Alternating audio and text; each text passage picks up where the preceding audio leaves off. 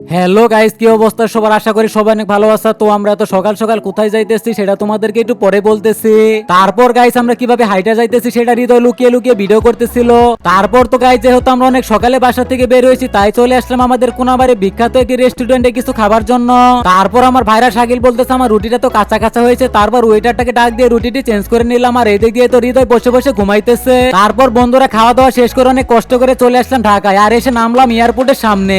আর জানি করে এসে অনেক গরম লাগতেছিল তাই একটু ঠান্ডা পানি খেয়ে নিলাম। তারপর তো গাইস আমার কেসটা খুলে দেখে আমার পায়ের অবস্থা 12টা বেজে গিয়েছে, কারণ আমি বাসা থেকে মোজা পড়তে ভুলে গিয়েছিলাম। তারপর ওখান থেকে 20 টাকা দিয়ে এক জোড়া মোজা কিনে নিলাম। তারপর তো গাইস আমরা অনেক কষ্ট করে যমুনার সামনে চলে আসলাম। আর এসে শুনি যমুনার দোকানদাররা খুবই বড় লোক, তারা 11টার নিচে কোনো দোকানই খুলে না।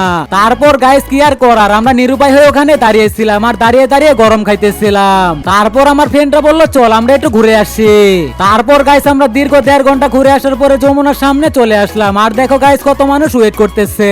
আর গাইস যমুনার দোকানদাররা খুবই বড় লোক, তার 11টার নিচে কোনো দোকানই খুলে না। দেখো কত কাস্টমার এসে ভিড় করতেছে। তারপর গাইস 11টার দিকে গেটটি খুলে দেওয়া হলো আর দেখো কত ভিড়। তারপর গাইস আমরা ভিতরে প্রবেশ করে আস্তে আস্তে লিফট দিয়ে উপরে উঠতেছি, কিন্তু আমার একটু একটু ভয় লাগতেছিল। তারপর আমার ভাইরা শাকিল বলতেছে তুমি ভয় পেও না, আমি থাকতে তোমার ভয় কিসের। আর এদিক দিয়ে তো হৃদয় অনেক রোমান্স করতেছে। তারপর গাইস আমি ভয়ে ভয়ে আস্তে আস্তে উপরে উঠতে থাকি।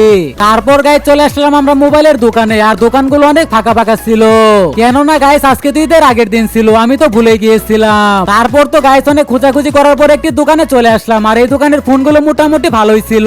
তারপর গাইস এই দোকানদারটাকে দেখে অনেক ভালো লেগে যায় আর আমরা এই দোকানদারের সাথে একটি বন্ধুত্ব করে ফেলি। কিন্তু এই দোকানদারটি খুবই চালাক ছিল। তারপর তো গাইস আমার ভাইরা ফোন এবং চার্জার গুলো টিপে টিপে দেখতেছে সবগুলো ঠিক আছে কিনা। তারপর তো ভাইরা আমার শাকিল এই দোকানদারটার সাথে অনেক ভাব জমিয়ে ফেলেছিল। তারপর গাইস হৃদয় ফোনটাকে আবারও ভালোভাবে দেখতেছিল সবকিছু ঠিক আছে নাকি। আর গাইস এই দোকানে যে আইফোন এগুলা দেখে তো আমার মাথা ঘুরে গিয়েছিল। তারপর আমি হৃদয়কে বলতে থাকি ফোন কোনটা নিব, এটা নিব নাকি সেইটা নিব, সেইটা নিব নাকি ওইটা নিব। আর এগুলা কথা শুনে হৃদয় অনেক বিরক্ত হয়ে যায়, কারণ এখানে যে আইফোন গুলা ছিল এগুলা দেখে আমার মাথা নষ্ট হয়ে গিয়েছিল। তারপর তো গাইস আমরা অনেকগুলো ফোন চেক করার পরে একটি 15 প্রো ম্যাক্স নিয়ে নিলাম। আর আমার ভাইরা শাকিল তো খুবই খুশি হয়েছে। তারপর তো গাইস ফোন টোন কেনার পরে থেকে রোমান ভাই সামনে পড়ে গেছে। আর কি করা, রোমান ভাইয়ের সাথে সবাই মিলে অনেকগুলো সেলফি তুলে নিলাম। আর রোমান ভাইয়েরও একটি দোকান রয়েছে।